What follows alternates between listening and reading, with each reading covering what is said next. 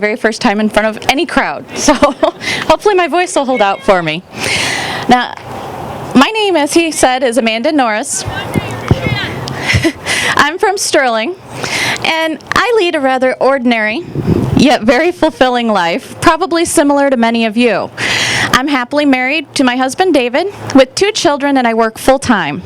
So between work, driving kids to and from school and sports, helping with homework, and all the things it takes to keep a household running, I hadn't spent time following politics.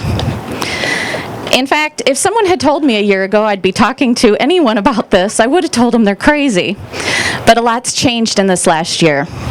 With the TARP bailouts, I started to get involved a little bit, pay attention, and actually follow what was going on. But it wasn't until that monstrous pork explosion that they like to call a stimulus that I was really getting concerned. Don't even get me started on the czars in the White House, increased taxes in Illinois, the proposed assault on free speech by the FCC, and government waste as far as the eye can see. The list goes on and on. So, for my children's sake, I'm paying attention and I'm making the time to be involved. And I ask each of you to do the same. Our government's out of control, and it's time for us to grab the reins and pull them back in.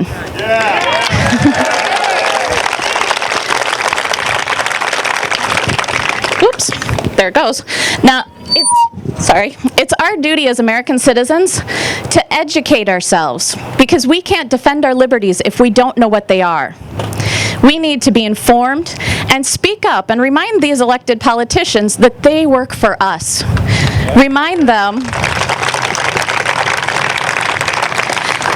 that it's time for them to actually uphold that oath that they took when they took that office.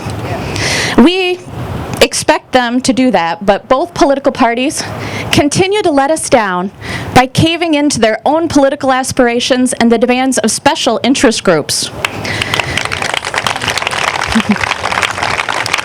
In doing this, they violate our Constitution time and time again. They've taken over our banks, our private corporations, our insurance companies, and now they want control of our health care. These out-of-touch Washington bureaucrats continue to pass massive spending and tax bills we can't afford without even reading them first. In fact, they aren't even writing most of these bills.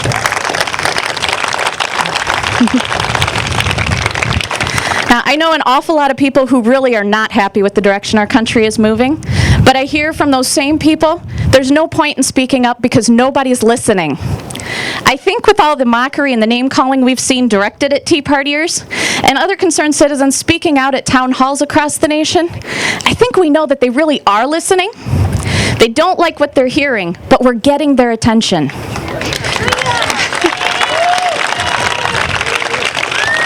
So I have made a commitment to myself, my family, and my children to stay involved, pay attention, and never pass up an opportunity to speak up for the things that are important.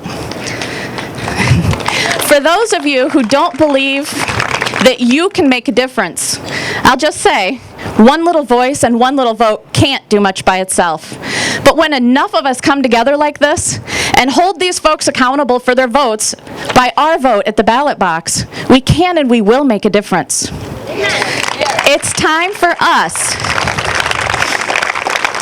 to put this government back in its place and restore this nation to the land of freedom and opportunity that it was intended to be, the land our forefathers sacrificed for.